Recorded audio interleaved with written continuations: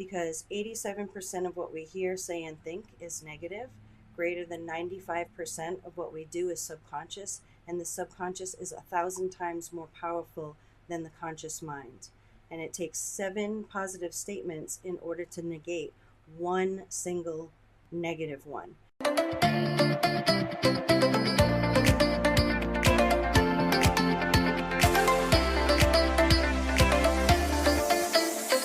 This is By Joyan Season 2. I'm your host, Joyan Chan, and every Wednesday we bring you inspiring stories, powerful message, and fun conversations with me and my special guests and friends, and it's my personal mission to empower you to live and lead a life with joy. This podcast is for you if you're looking for more joy, courage, passion, and purpose in your life. Now let's dive into today's episode and get ready to laugh, learn, and live your life to the fullest. Our guest today is a transformational strategist, keynote speaker, and the author of Can You Just? A no-nonsense guide to the people who exhaust, dismiss, and derail you. She's the creator of the Dash Method, a powerful four-step framework that helps people define what they truly want, align with their purpose, strategize for success, and heal the past so they can create lasting transformations in every area of life. With a unique background in biology, chemistry, and metaphysics, along with expertise in subconscious reprogramming, NLP, hypnosis, and leadership development, she bridges science, psychology, and intuitive insight in a way that is practical, relatable, and life changing. So, ladies and gentlemen, help me in welcoming the one and only Nicole Majik. Nicole, welcome to the show. Thank you, Joyan. Thanks for having me. All right, so I have to start with your stories. You have had multiple near-death experiences that profoundly changed your perspective, and I believe also that's what led you down the path of coaching and doing what you do today. I want to know what are some of the biggest lessons you have learned from those experiences. Those experiences were really insightful because they pretty much brought me down to, baseline zero, right? And stripping away all of the things that you think that you are, your identity, things that you have attached yourself to, things that you think that you're responsible for, all of that stuff. It takes all that away. So the challenges that I faced with mercury poisoning, that showed me that, I didn't have to be always the one that everybody else relied on, because it made me have to rely on other people. And that took a lot for me because it basically stripped my ego away completely, because I was always the one everybody went to. I was the one who took care of everybody, that kind of stuff. The near death experiences showed me a lot of insight into intuition, what we think is the afterlife, and a lot of human behavior stuff. So it really helped me to look at who I was versus who everybody else was. And in understanding who I was at a very deep level, it helped me to understand other people, why they do the things that they do, what they're maybe aware and not aware of, and helped me to better interact with others even more. So you have created a four-step framework called the Dash Method. Can you walk us through the Dash Method and how it came to be? Yes. Um, with the Dash method, that came about through my experiences with the mercury poisoning. So when I was going through that, I I was in massive pain all of the time. I could barely walk. I could barely even speak, and I couldn't drive. None of these things. I lost a lot of memory as well. So being highly functional and leading a team of chemists and being the point person in analytical chemistry across 5 different countries, it was really this thing that took me right down to nothing. And I went through the experience of, that victim mode of, why is this happening to me? Why me? Why now? What is this all about? And all I had was my brain at that point, sort of. And being trapped in my body, pretty much.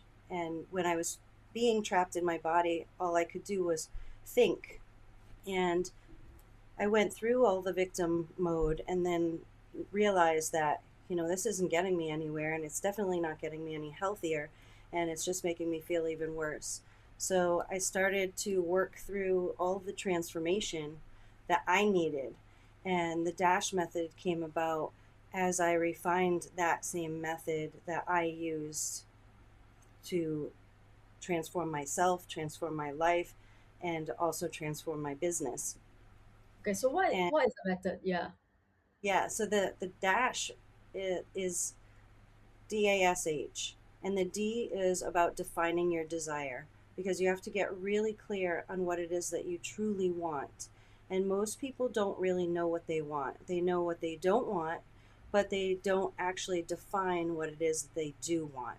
So we go really deep into that. The A is for alignment. And when we align with our values, our identity, and our purpose, we then have that clarity from defining the desire, and then we have the alignment with who we are authentically, not the things in and what people expect us to be. Who we are authentically, mapping that to the desire, then we can strategize. That's the S. Strategize for success. And we take aligned action, because nothing happens until you take action. So people take action and not define what they want. So they're just kind of wandering around life, and then they're doing things to people please or show up or play this role that everybody thinks that they should, and or even what they think they should for success. But when you tap into that aligned strategy, then you actually are moving towards that true success. The H is for heal. So healing from past pains, traumas, emotional blocks, those types of things help us to reduce the resistance that we see in our lives. And then through that, we have greater results. So my formula within the DASH method is desire plus aligned action minus resistance equals results. And when you put all these things together, it's not really a linear process. There are parts of it that are a little bit linear, but it's constantly changing and looping back on itself. So each time that you go through the dash, it becomes a lot easier and easier, and your life becomes more full of joy. You feel fulfilled. You feel like you're living with purpose, because you're being authentic, not just to yourself, but with other people, and then attracting those resonant, authentic people. I love that. Okay. How would you coach someone or help someone, your client, you know, how would you, yeah, put someone through the method, the framework, and to achieve a certain result? Maybe we can talk about, a real life story of your client. I can talk about a couple of clients here that have very profound differences. I work with both creatives and then the high level, like corporate type people. So one is a creative artist, photographer, and she basically was having trouble trying to get her business off the ground to the people that can appreciate her work. And she came to me, and I looked at her stuff, and I could tell right away that she didn't value her work. So she didn't value her own self. And when we went and dove into it, we started shifting a few things. So again, it's not a linear process. So we started shifting a little bit about her packages, her pricing, and through that, an awareness came up about her own identity. So then we were able to shift that. And then as we did that, and we did a little shift so that she could get the validation, so that she could start believing new things. And then we dove really deep into her desire, what it is that she wanted, how she wanted her business to look, who she wanted her business to serve. And then we started recognizing that those were not the people that she was attracting. And why wasn't she attracting those people? Because the alignment wasn't there. She was trying to serve people that were originally interested in her work, but with a different message. So they were not coming to her for that like art piece on the wall. They just wanted some cute pictures of their kids in fairy costumes or something like that, right?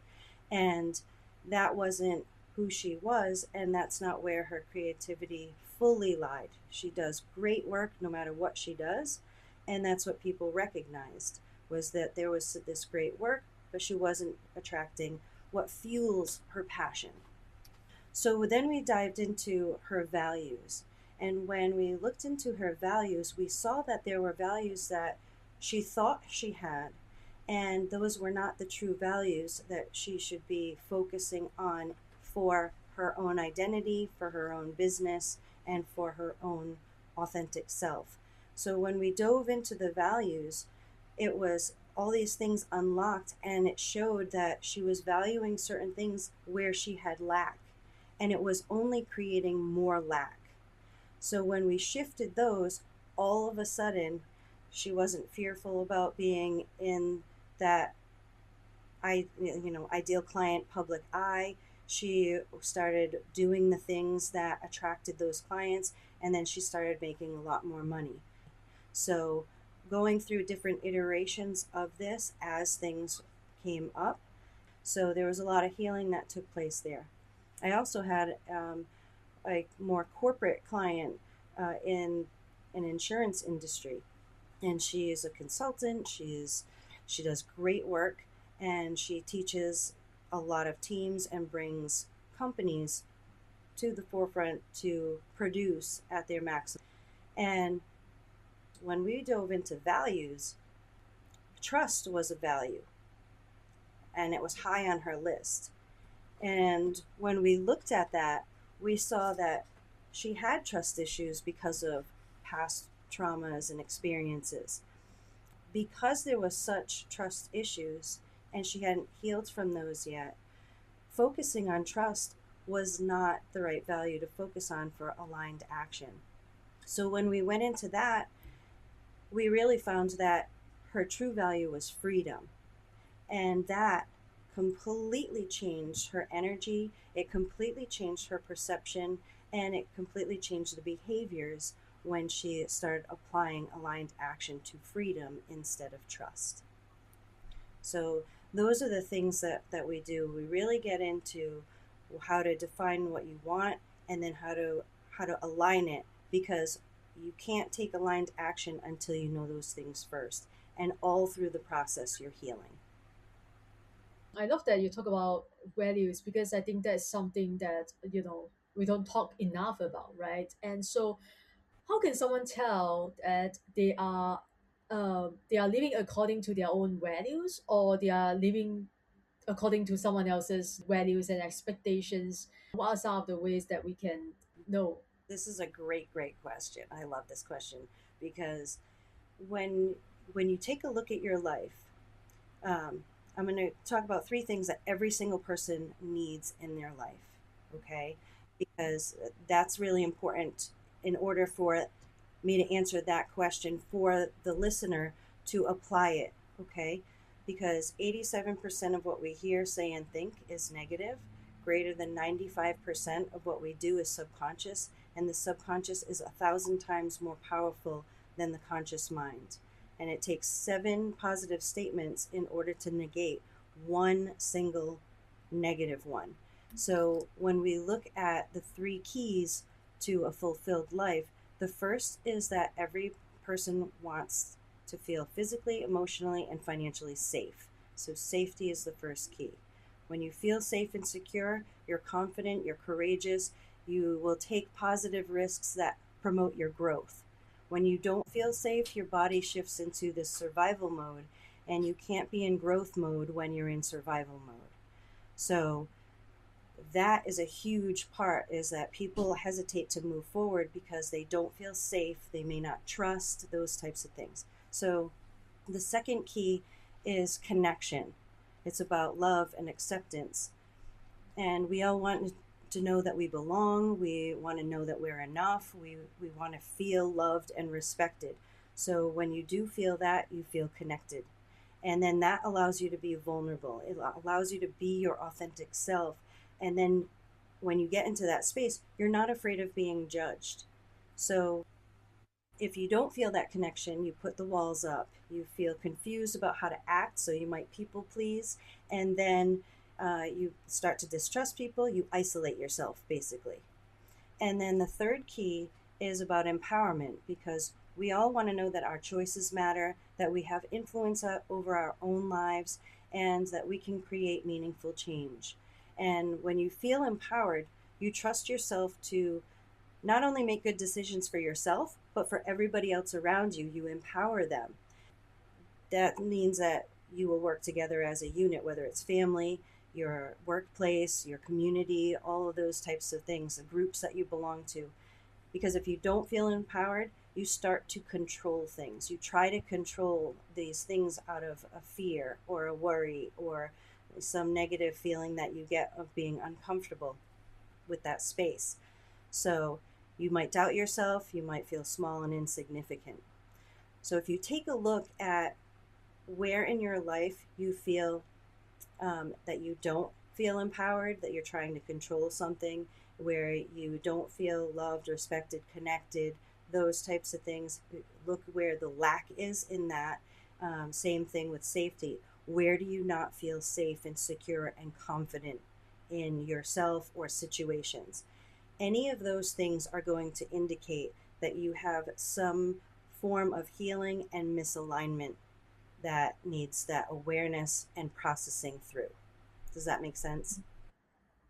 Yes, and I love that you talk about healing and you also talk about self improvement. And in fact, this is one of the questions that I have, which is interesting because I never asked anyone this question before. They are different things, healing and self improvement, they are totally different worlds. So, what is the difference, first and foremost, and why do most people like confuse them? Yeah. So I look at vibrations of words, right? So, same thing when we're coming up with values. You want to really look at the vibration, how it sits within you. So, when we think about self improvement, that is kind of going under the assumption that something is wrong with you and then you need to fix it. And I hear so many times clients will start talking about something and they're like, what is wrong with me? What is wrong with me? And I even hear it when I'm out and about, and I'll hear people talking, what is wrong with you? Or what is wrong with me? And there's nothing wrong with anybody, and there's nothing really to fix. So healing acknowledges that something happened to you, something happened within your life, and it helps you to integrate that piece of you. So they might look pretty similar on the surface because both involve a change or a desire to change, something that needs to be acknowledged and shifted. But the energy of it is completely different. Self improvement kind of puts you in this direction of there's always something else to achieve, there's always something else to attain, and there's always a better version of you that has to be, not necessarily that you choose to be. It's kind of like healing brings you back to your core authentic self and allows you to bring that out because it was always there all along.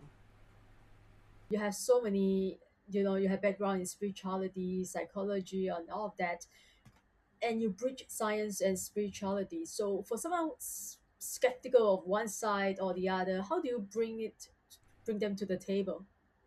Yeah, so it's kind of funny because people love that I bring both science and spiritual together.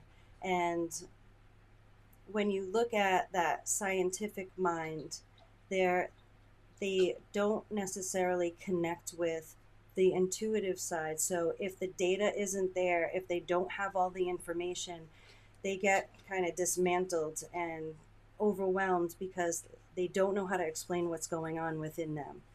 The really super spiritual person can get into a space where they're not grounded enough to bring actionable steps into play. So if they're not able to move forward because they cannot take action because they're relying completely on the intuitive side, there's not that harmony there. So I bring all of that together so that people can stay grounded, stay in touch with their intuition, understand the data, analyze that without the judgment, without the emotions, and that brings the aligned action so that they can move into successful spaces. We talk about align action a lot throughout the conversation. How do you define an align action, and what is an align action? Yeah. Okay. So when it comes to aligned action, that means it's aligned, it's integrated, and is a map for you to take certain steps. If we think about it as a GPS system, right? Your heart chooses where to go. So that's the desired place, the destination, okay? So your heart chooses where to go. So you plug in, here's where I want to go in your GPS.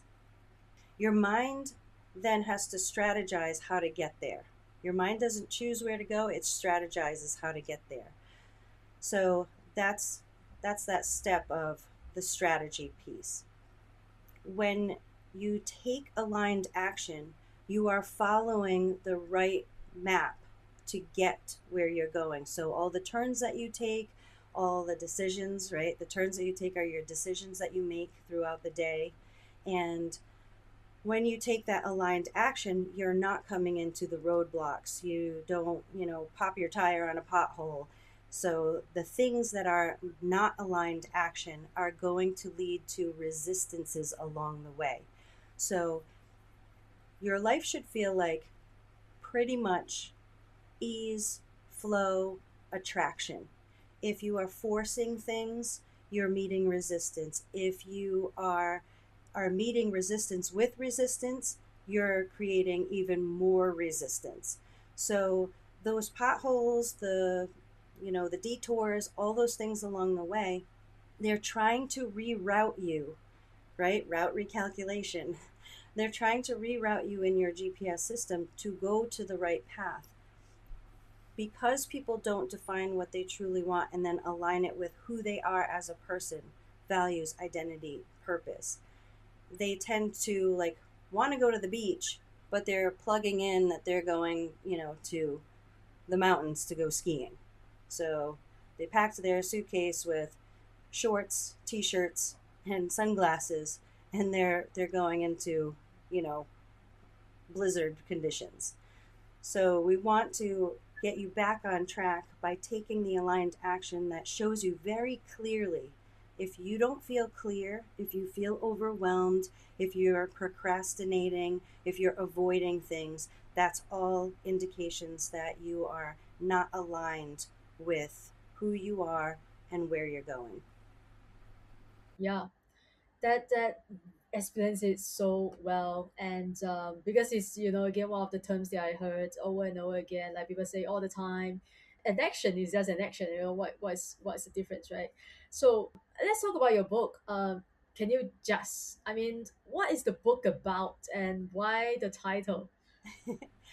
This is a funny thing, and it just kind of came up and into manifestation because all the conversations that I would listen to with clients, have with friends, hear when I'm going out, there's always this phrase, can you just pick up after yourself? Can you just listen to me? Can you just stop for a minute? Right? Those kinds of things. Can you just be honest?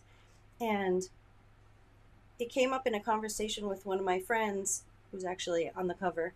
And we were talking back and forth, and this "can you just" became a joke with us. It was like, "Oh, I just had a can you just moment," and it's that thing that nothing good comes after the beginning of that phrase. Can you just? It's always something that is a trigger point for the person saying it about something else, a situation that they're experiencing. So I started looking back at client calls and interactions that I've had and things that I've observed. And I started seeing patterns in these very specific types of people and situations that everybody has experienced.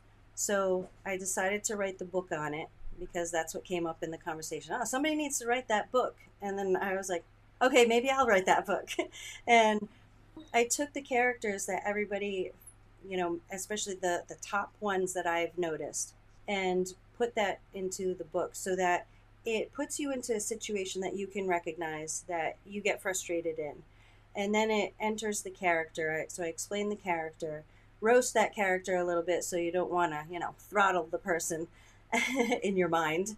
And then I bring you through why they behave the way that they behave. And then I give you the techniques to use in the situation when you are in that situation. But then I take it deeper so that you can change some of the things within yourself that's attracting those people, those situations, those dynamics. And then that way, there, you don't have to deal with those anymore because you're not attracting that, because you're in more alignment with yourself. Many people struggle to set boundaries, and I do. I'm guilty of that, right? And so how can people establish healthy boundaries that actually stick? Yeah, this is really getting to know who you are. So, pretty much going back to all the dash method stuff, but I can give an example of when we're communicating with others, right? People tend to communicate to be right instead of creating a way for both parties to be heard and understood. So they go into these conversations with these motives, and then they spend the entire exchange of words with, building this case, wanting to be right, sometimes wanting to persuade you to their side of whatever it is. Like you see the biggest things in religion and politics and those types of things. The other person's going to immediately feel it. And they sometimes feel it very, very intensely. So you'll see that they stop engaging, right? They start defending. So instead of a good communication and back and forth flow, understanding, maybe getting a little bit philosophical, they're defending, and now you have two people engaged in this conversation without anyone actually being heard. So, real communication starts when you drop the need to win, right? And get curious about what the other person is actually experiencing, not what you're assuming or deciding and judging that they're experiencing. So, it's about just being in a space where you can be confident in your own side of things and be open to exploring why somebody else may have a different side. If you take the road of understanding and curiosity, you're going to learn a lot more about that other person, and you're going to learn a ton more about yourself. Yeah, it's all about self-awareness. Like that's the foundation of everything. But again, in a yeah in a relationship, whether it's business, whether it's romance, right? Sometimes it's two people, defending and arguing and trying to prove, trying to be right, trying to win. But sometimes it's totally opposite, right? One is staying quiet to avoid conflict, to stay silent, right? Trying to keep the peace and please the other person, the other people pleaser, right? And they thought they are doing the right thing by avoiding the conflict, making the other person happy. But at what point is that person doing it wrong? And at what point does silence, stop protecting them, the relationship, and start causing it more? Yeah, anytime that you're not being authentic with yourself and with someone else, it's breaking down. So it's in the breakdown mode. So it's really useful. I don't want to say important, because that word itself, if we put too much importance on something, we tend to manifest the opposite, right? So it becomes really useful when you can, if you're in a situation and let's say it tends to become volatile, right? Start yelling at each other. If you come to the table and you create a certain boundary before things get inflamed, right? So I actually, a few months ago, had a conversation with a couple who was having problems because the wife had an alcohol problem, and it was the pattern would just begin. She would be hiding what was happening, and then he would ask her, and he was very loving and supportive, so I'll say that. What would happen is it would escalate because she would start a fight over it. And a lot of times people will start fights so that they can end and avoid having a real resolution. So, avoidance is a huge part of this, not taking responsibility for oneself and their actions. So, when it comes to couples, um, here's something that people can use right now. I talked to them about it because it was the same thing. It would happen over and over again, right? And that this is what we experience in our lives. But I said, if you guys have an honest conversation around what this means for both of you, and at least come to a conclusion of when this starts, we have a trigger phrase that either party can use when they may not feel safe and secure, loved and accepted, or empowered.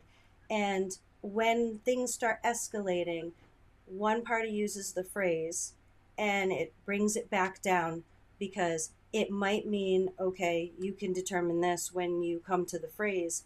If you say, okay, this is happening again, right? If you use that as the phrase, or I did this with my kids when I was like getting upset about certain things, and they're like, "Oh, you sound like grandma," and I was like, "Oh boy, I don't want to sound like grandma," and, and so I said, "Okay, mom, you're doing it again." That was the phrase, right? So if you say something like, "This is happening again," or "Look, we we need to stop right now for a second. Let's breathe," or something like that.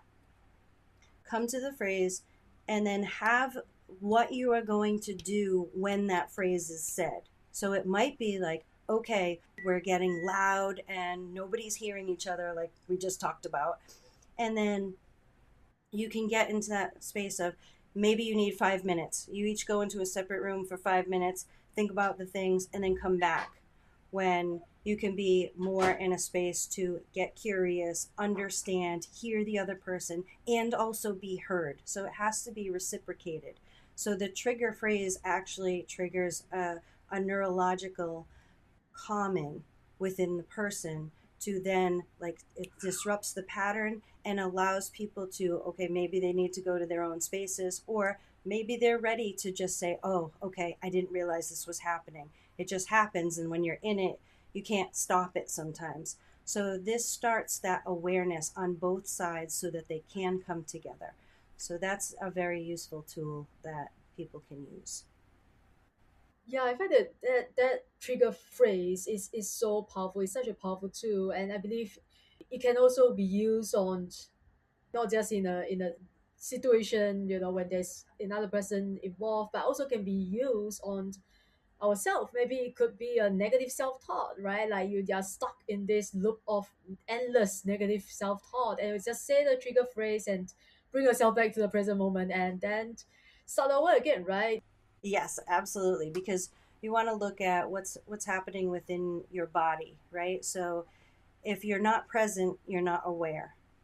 And as soon as you have an awareness, you can presence yourself for a long period of time, or at least a longer period of time, right? So you have to have the awareness, and the awareness happens when you've presenced yourself or something has triggered the presencing. So, yes, you can use a phrase. It can easily be, okay, breathe, and just, and then you can stop for a moment, pause. A lot of people say pause, right? Breathe, pause, sit with yourself for a moment. And if you sit with yourself, you're going to find a few things. You're going to be able to examine what emotional state that you're in. So name it and try to get as detailed as possible. You might first say, I'm so mad right now. I'm so angry. But are you angry, or are you frustrated? Are you aggravated? Are you irked? So those are little tiny like hues. Like we can have different hues of red.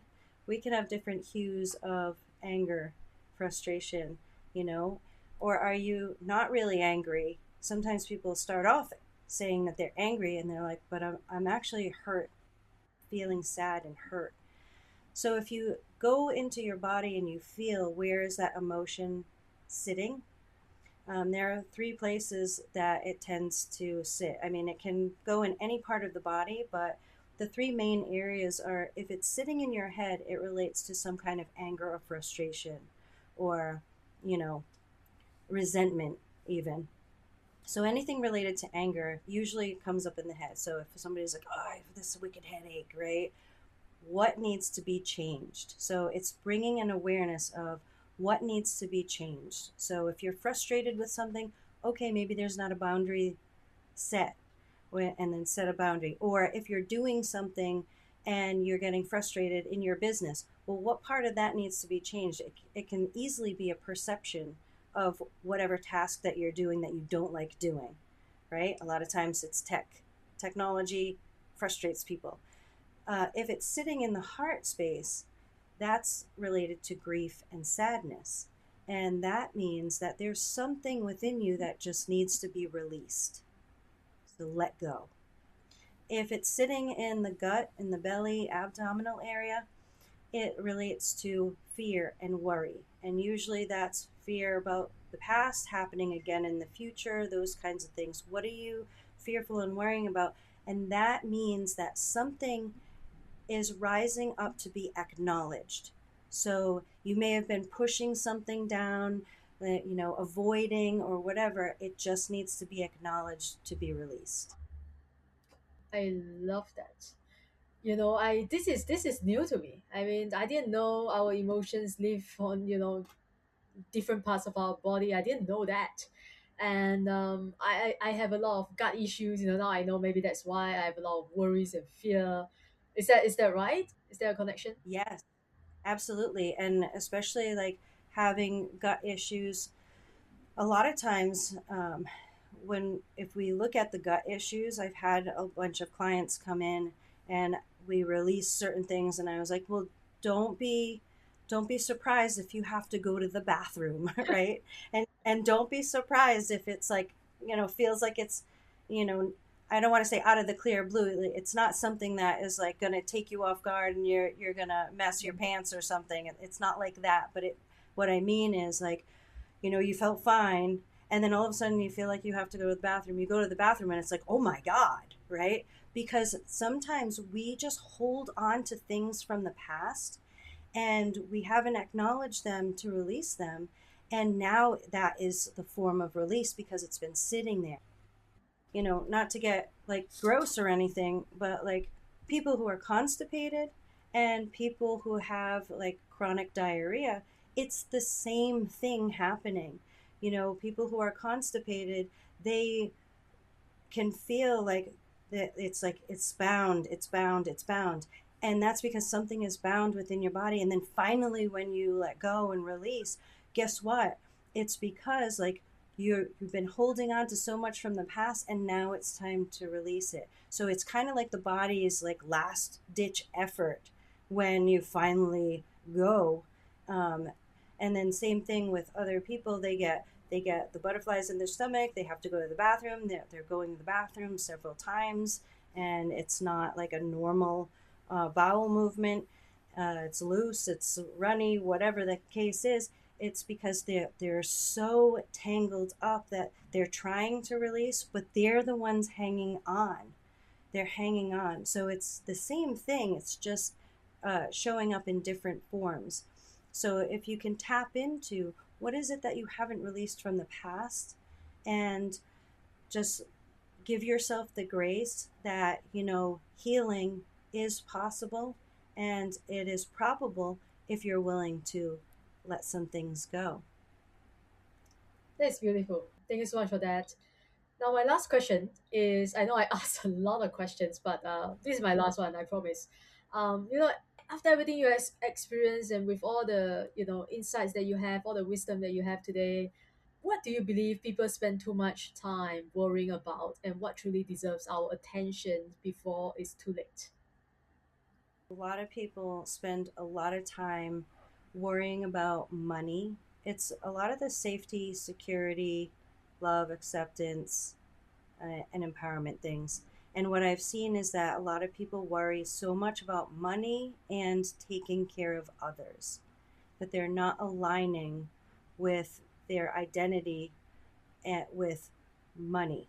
So, what I mean by that is If you take what it is that you want, again, goes back to the dash, is define what you want. And a lot of times people have this thing that I want more money and that's going to make everything better. But it doesn't. You want to align with who you are and the fact that money can amplify, your options, your opportunities, those types of things. But it all comes from aligning yourself first. So many times people have grown up in the past, grown up in households that money had certain meaning. So whether it was the root of all evil, whether it was scarce, whether it was, had to be attained by super hard work and I had to do it all by myself and I have to control everything. Well, that's what's going to play out in your identity later in life. So if you're looking at that, and it's like we tend to try to offset that stuff by playing a certain role, and it's that certain role that gets us into, the space that's sabotaging us. So if money was scarce and all that stuff, and you didn't feel loved and accepted, let's say love and acceptance, right? If you didn't feel loved when you were a kid, you're going to play this people pleasing role. And then you rank up in the corporate ladder, and now you can't be a people pleaser anymore, and you're struggling with certain things. And that's what's keeping you from being able to, build a team that is cohesive and leading and empowered themselves. You may be trying to control a whole bunch of things, and now you're micromanaging, and everybody hates you as a boss, right?